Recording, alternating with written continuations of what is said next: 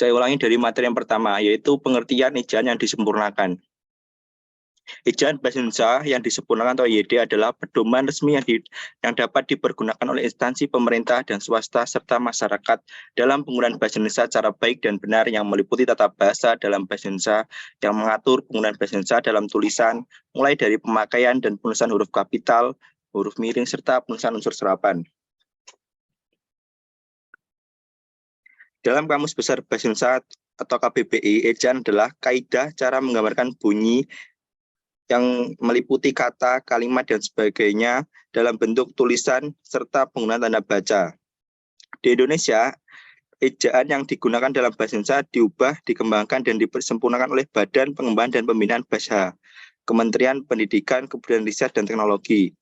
Usaha tersebut menghasilkan ejaan bahasa Indonesia yang disempurnakan atau yang lebih dikenal dengan EYD. Edisi kelima yang merupakan pemutiran dari pedoman ejaan sebelumnya, yaitu Pedoman Umum Ejaan Bahasa Indonesia atau yang biasa disingkat PUEBI, yang ditetapkan oleh Keputusan Kepala Badan nomor 0321 garis miring Romawi 1 garis miring BS.00.00 garis miring 2021. Dalam EYD ini terdapat penambahan kaidah baru dan perubahan kaidah lama yang disesuaikan dengan perkembangan bahasa Indonesia. Penambahan dan perubahan itu menandakan keterbukaan bahasa Indonesia terhadap perkembangan. Untuk mengakses pedoman tentang EYD ini bisa diakses dalam laman ejaan kemendikbud.go.id. Materi yang kedua yaitu ruang lingkup ejaan yang disempurnakan. Ejaan suatu bahasa tidak berkisar pada persoalan bagaimana melambangkan bunyi-bunyi ujaran serta bagaimana menempatkan tanda baca dan sebagainya. Tetapi juga meliputi hal-hal seperti bagaimana memenggal suatu kata, bagaimana menggabungkan unsur-unsur kata, baik kata dasar dengan imbuhan-imbuhan, maupun kata dengan kata, bagaimana cara memisahkan unsur kata itu pada akhir suatu baris. Ejaan yang disempurnakan di sini diartikan sebagai tata tulisan yang disempurnakan dalam penulisan suatu karya tulis EYD yang sangat diperlukan. Dengan EYD, kesalahan penafsiran terhadap maksud tulisan dapat diminimalkan. Ruang lingkup ejaan yang disempurnakan EYD mencakup 4 aspek, yaitu pemakaian huruf, yang kedua penulisan kata, yang ketiga penggunaan tanda baca, dan yang keempat penulisan unsur serapan.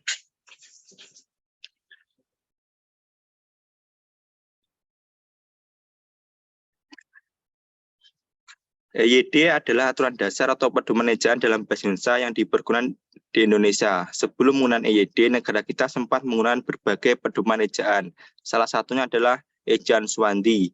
Ejaan diperlukan EYD ada beberapa penulisan huruf dalam ejaan Swandi yang diubah seperti huruf J menjadi Y, huruf DJ menjadi J, huruf NJ menjadi NY, huruf CH menjadi KH, huruf TJ menjadi C, huruf SJ menjadi SJ. Ejaan tidak hanya digunakan untuk menulis suatu kata atau kalimat dengan benar, tapi juga memiliki fungsi yang cukup penting dalam penulisan bahasa Indonesia. Adapun fungsi ejaan yaitu sebagai pembakuan dalam membuat tata bahasa. Yang kedua, memilih kosa kata serta istilah. Pemilihan kosakata serta istilah menjadi lebih baku. Yang ketiga, sebagai penyaring unsur bahasa asing ke bahasa Indonesia sehingga tidak menghilangkan makna aslinya. Yang keempat, membantu mencerna informasi dengan lebih cepat dan mudah karena penulisan bahasa yang teratur. Dalam ejaan terdapat beberapa aturan yang digunakan dalam mengatur huruf abjad, huruf vokal, huruf konsonan, huruf diftong, huruf monoftong, gabungan huruf konsonan, huruf kapital, huruf miring, dan huruf tebal. Selain itu juga mengatur dalam penulisan kata dasar, kata turunan, penggunaan kata, kata depan, partikel, singkatan, angka, dan bilangan. Kata ganti ku, kau, mu, dannya, dan kata sandang si dan sang. Dalam EYD, pemakaian tanda baca sangat diperhatikan karena membantu dalam memahami makna dari suatu tulisan. Alasan yang paling utama di balik pentingnya penggunaan EYD karena bahasa Indonesia yang digunakan akan menjadi sama bagi para pembaca. Pembaca akan lebih mudah memahami isi dari suatu bacaan. Dengan menggunakan EYD yang benar, seperti penggunaan tanda tata bahasa yang baik, tanda baca, huruf kapital, dan lain sebagainya, maksud dan tujuan dari penulisan dapat tersampaikan secara jelas kepada pembaca maupun pendengar. Dengan menggunakan EYD, juga penyusunan kalimat maupun paragraf akan tertata dengan sistematis dan runtut sesuai dengan urutannya. Dan untuk materi ketiga, saya serahkan untuk dilanjutkan oleh teman saya. Terima kasih atas kesempatan yang diberikan. Saya akan melanjutkan materi. Kesalahan penggunaan ejaan bahasa Indonesia yang disempurnakan.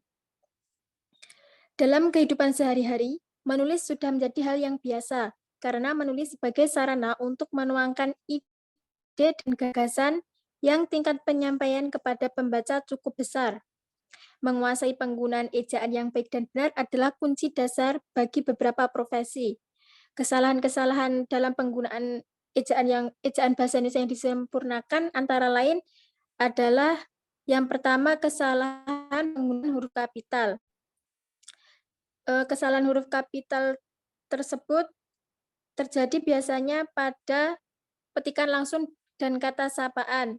Yang kedua, yaitu huruf pertama nama gelar kehormatan, keturunan, dan keagamaan, tetapi tidak dipakai sebagai huruf pertama apabila tidak diikuti nama orang. Selanjutnya yaitu kesalahan dalam penggunaan huruf kapital yang diikuti nama diri geografi, kekhasan budaya yang mengiringi nama geografi, dan huruf pertama nama diri geografi yang digunakan sebagai penjelas nama jenis. Selanjutnya yaitu kesalahan dalam penggunaan huruf kapital sebagai huruf pertama nama tahun, bulan, hari, dan hari raya. Tetapi huruf kapital tidak digunakan sebagai huruf pertama kata unsur nama yang mendahulunya, kecuali diletakkan di awal kalimat. Yang terakhir yaitu kesalahan dalam penggunaan huruf kapital sebagai huruf pertama untuk nama resmi negara, lembaga resmi, lembaga ketatanegaraan, badan, dan dokumen resmi pemerintah dari negara tertentu. Tetapi huruf kapital tidak digunakan sebagai huruf pertama kata yang bukan nama resmi negara, lembaga resmi, lembaga ketatanegaraan, dan dokumen resmi. Kesalahan yang kedua yaitu kesalahan pada penulisan angka dan bilangan. Yang pertama dalam diri 1 atau 2 angka. Posisi bilangan yang tidak boleh di awal kalimat dan yang besar. Yang kedua yaitu kesalahan dalam penulisan lambang mata uang. Yang ketiga, kesalahan dalam penulisan angka yang digunakan untuk melambangkan nomor jalan, rumah, apartemen, atau kamar, dan untuk menomori bagian karangan atau ayat kitab suci. Yang keempat adalah kesalahan dalam penulisan bilangan pecahan dalam bentuk tulisan. Dan yang kelima, yaitu kesalahan dalam penulisan bilangan yang mendapat akhiran dan penulisan bilangan ribuan dan kelipatannya. Kesalahan yang ketiga yaitu penggunaan tanda baca, seperti tanda baca koma, tanda baca titik koma, tanda baca titik dua, penggunaan tanda kurung. Yang keempat yaitu kesalahan penulisan unsur serapan asing. Kesalahan penulisan unsur serapan asing yang pertama yaitu ketidaktahuan tentang cara dan istilah cara dalam penyerapan unsur asing ke dalam bahasa Indonesia. Yang kedua, ketidaktahuan sumber asal kosakata asing yang diserap ke dalam bahasa Indonesia. Dan yang ketiga yaitu ketidaktahuan perubahan kata atau huruf atau fonem yang diserap dari bahasa asing ke dalam bahasa Indonesia. Selanjutnya yaitu materi keempat, upaya untuk mengatasi kesalahan penggunaan ejaan yang benar. Kesalahan penggunaan ejaan termasuk kesalahan intrabahasa. Kesalahan tersebut disebabkan oleh ketidaktahuan pengguna bahasa pada kaidah dan penerapan kaidah yang tidak sempurna. Beberapa upaya yang dapat digunakan untuk mengatasi kesalahan penggunaan ejaan yang benar yaitu pertama, memberikan pengetahuan mengenai penggunaan ejaan yang baik dan benar. Kedua, meningkatkan pengetahuan tentang ejaan dengan sering berlatih. Yang ketiga, meningkatkan motivasi membaca. Yang keempat, memberikan evaluasi. Yang kelima, mengklarifikasi kesalahan pada ejaan. Dan yang keenam adalah memberikan kegiatan tambahan dalam menulis. Sekian materi yang dapat saya sampaikan. Selanjutnya saya akan menyerahkan kepada moderator. Baik, demikian tadi presentasi dari kelompok kami. Selanjutnya kami akan ke sesi tanya jawab. Kami membuka 3 pertanyaan. Kepada yang ingin bertanya dipersilahkan.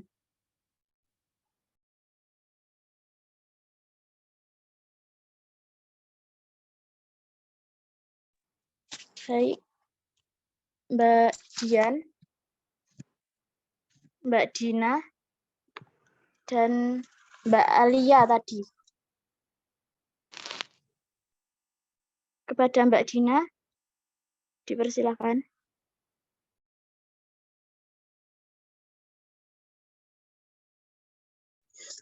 Baik, terima kasih atas kesempatan yang diberikan. Saya Dina Azhara Putri dengan NIM 2284202026 izin bertanya. Ejaan yang disempurnakan itu berarti mengalami perubahan dan pembaruan. Seperti contohnya huruf J yang menjadi Y dan DJ yang menjadi J. Kira-kira apa yang mendasari perubahan pada ejaan tersebut? Terima kasih. Apakah sudah jelas pertanyaannya? Baik, sudah.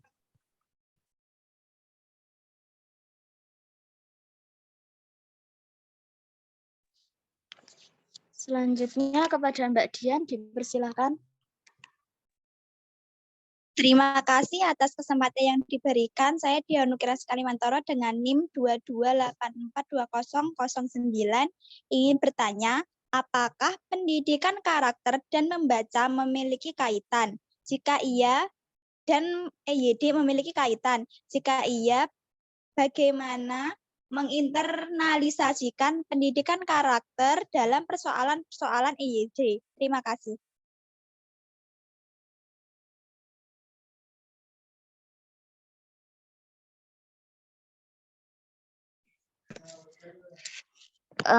Selanjutnya Mbak Alia, dipersilakan untuk pertanyaan.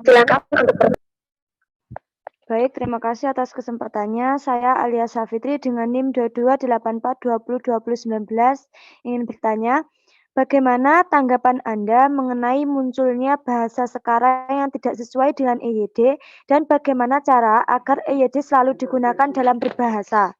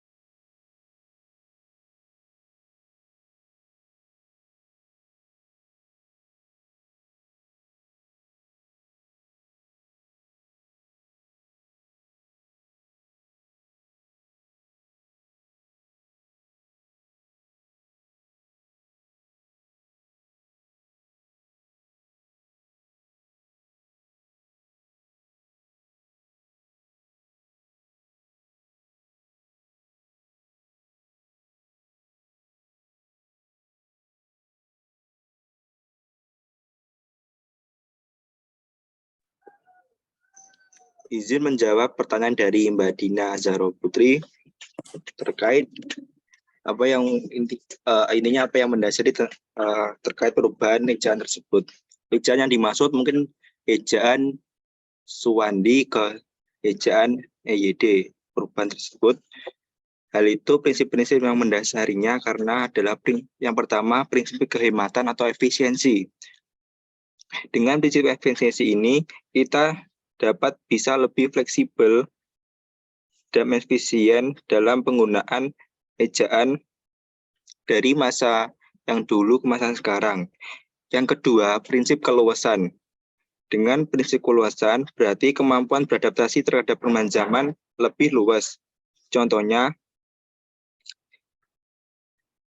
kita lebih luas dan menulis dengan mengucapkan kata yang baku sesuai zamannya.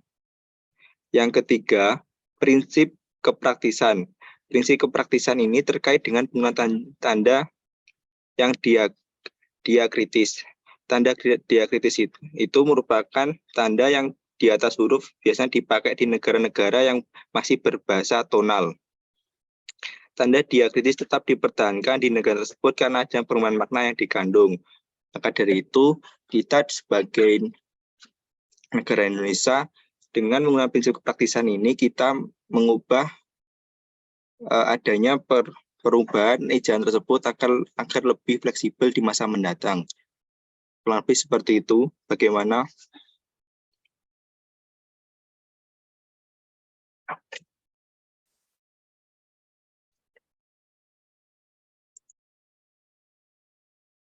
Bagaimana Mbak Dina dengan jawabannya? Sudah. Terima kasih. Baik, sama-sama.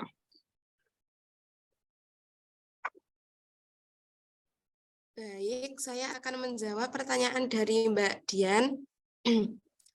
Apakah pendidikan karakter dan EYD memiliki? Jika iya, bagaimana menginternalisasikan pendidikan karakter dalam persoalan-persoalan EYD? Jadi pendidikan karakter dan EYD memiliki kaitan karena keduanya berkaitan dengan pembentukan nilai-nilai dan norma dalam berbahasa dan berinteraksi dengan orang lain. Pendidikan karakter bertujuan untuk membentuk kepribadian yang baik, termasuk dalam hal berbicara dan berkomunikasi dengan orang lain. Sedangkan EYD membantu mengatur tata bahasa dan penggunaan kata yang benar dan baku. Nah, untuk menginternalisasikan pendidikan karakter dalam persoalan EYD, beberapa hal yang dapat dilakukan antara lain, yang pertama, mengajarkan etika dalam berbahasa dan berkomunikasi. Dengan contohnya, mengajarkan cara berbicara yang sopan, tidak menggunakan kata-kata kasar atau menghina, serta tidak menyebarkan berita bohong atau mengumbar rahasia orang lain. Yang kedua, mendorong siswa untuk berbicara dengan baik dan benar. Guru dapat memberikan contoh penggunaan kata yang benar dan menjelaskan ketentuan tata bahasa yang benar dalam EYD kepada para siswa. Yang ketiga, menjelaskan nilai-nilai yang terkandung dalam bahasa. Nah, bahasa tidak hanya sebagai alat komunikasi, tetapi juga sebagai sarana untuk menyampaikan nilai dan budaya. Guru dapat menjelaskan nilai-nilai yang terkandung dalam kata-kata atau ungkapan tertentu dan bagaimana menggunakannya dengan tepat. Dengan cara-cara tersebut, siswa dapat belajar untuk memahami dan menginternalisasikan nilai-nilai dalam bahasa dan berkomunikasi dengan baik dan benar, serta memahami pentingnya menjaga etika dalam berbahasa dan penggunaan EYD yang benar. Bagaimana Mbak Dian? Sudah cukup? Baik, Mbak, sudah cukup. Terima kasih. Sama-sama.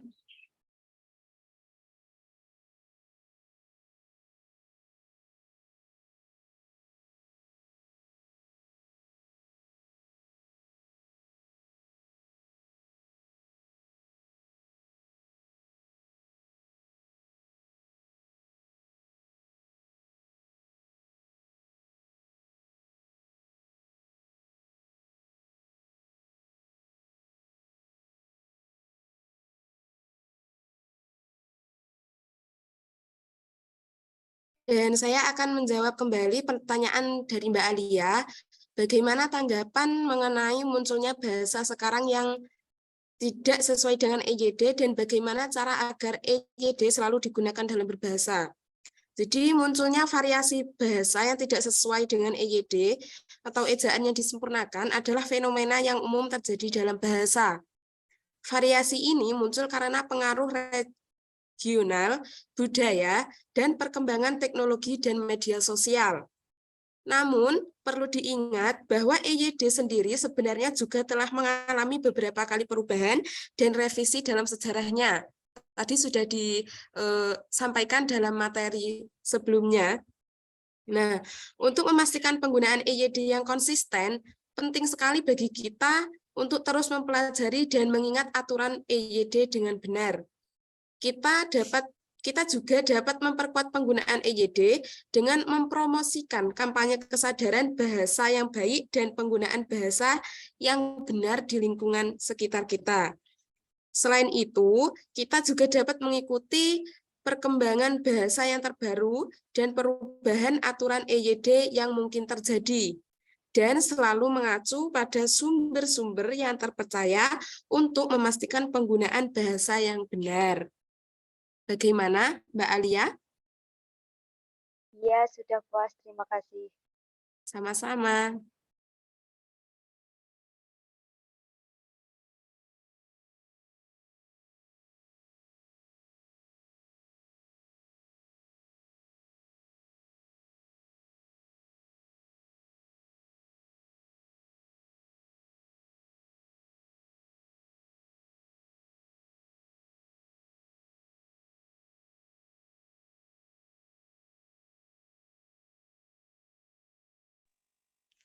Baik, demikian tadi presentasi dari kelompok kami. Adapun simpulan dari presentasi hari ini yang pertama adalah Ejaan Bahasa Indonesia yang disempurnakan atau EYD adalah pedoman resmi yang dapat dipergunakan oleh instansi pemerintah dan swasta serta masyarakat dalam penggunaan bahasa Indonesia secara baik dan benar, yang meliputi tata bahasa dalam bahasa Indonesia yang mengatur penggunaan bahasa Indonesia dalam tulisan mulai dari pemakaian dan penulisan huruf kapital dan huruf miring serta penulisan unsur serapan. Yang kedua, dengan EYD, kesalahan penafsiran terhadap maksud tulisan dapat diminimalkan. Ruang lingkup ejaan yang disempurnakan atau EYD mencakup 4 aspek. Yang pertama adalah penggunaan huruf, yang kedua penulisan kata, yang ketiga penggunaan tanda baca, dan yang keempat adalah penulisan unsur serapan. Yang ketiga, menguasai penggunaan ejaan yang baik dan benar adalah kunci dasar bagi beberapa profesi. Memang ada banyak sekali bentuk kesalahan dan semuanya bervariasi. Kesalahan-kesalahan tersebut di antara lain adalah sebagai berikut. Kesalahan penggunaan huruf kapital, kesalahan penggunaan angka dan bilangan, kesalahan penggunaan tanda baca, serta kesalahan penulisan unsur serapan asing. Dan yang terakhir adalah kesalahan penggunaan ejaan merupakan bentuk kesalahan yang serius dan perlu mendapatkan perhatian.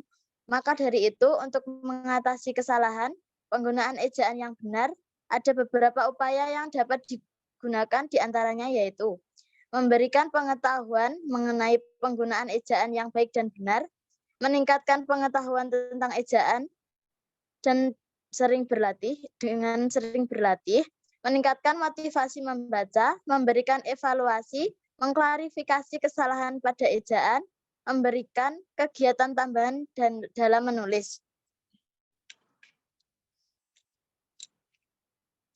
Presentasi selesai. Saya selaku moderator mengucapkan mohon maaf yang sebesar-besarnya apabila ada kekurangan dalam apa yang saya ucapkan. Akhirul kata. Wassalamualaikum warahmatullahi wabarakatuh. Waalaikumsalam warahmatullahi wabarakatuh.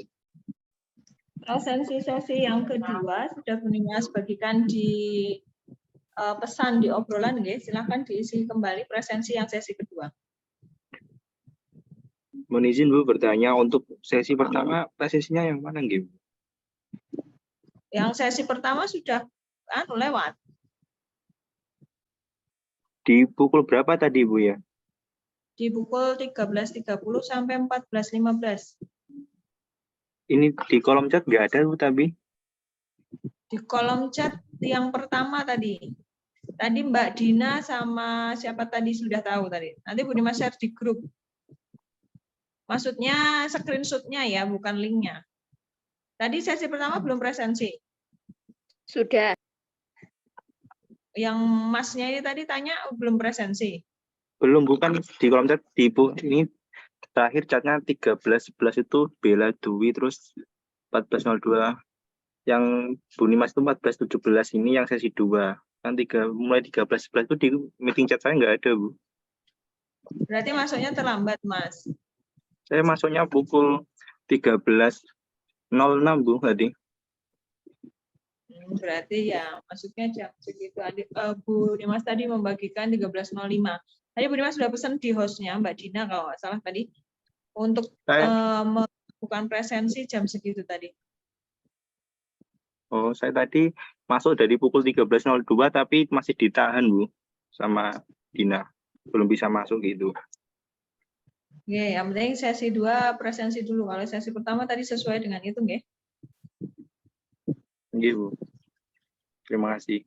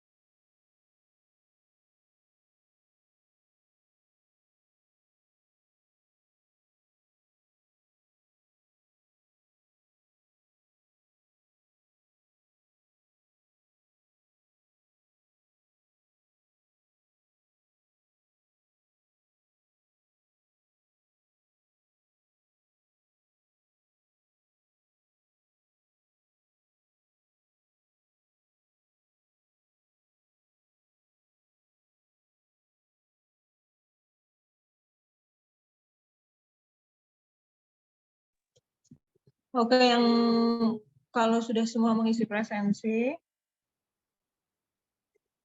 silakan keluar dari Zoom. Kemudian permasalahan yang tadi presensi pertama yang belum presensi, silakan konfirmasi ke host. Karena kemungkinan besar yang belum presensi adalah mahasiswa yang masuk setelah Bu Dimas membagikan link presensi, artinya terlambat masuk. Dan Bu Nimas sudah memberi pesan kepada host untuk menghimbau peserta melakukan presensi pada pukul yang tadi Bu Nimas tuliskan, nggih. Karena sudah selesai, mohon izin Bu Nimas keluar dari Zoom. Terima kasih untuk hari ini. Selamat merayakan Idul Fitri. Mohon maaf lahir dan batin. Terima kasih. Iya, Bu. Sama-sama, Bu. Terima kasih kembali.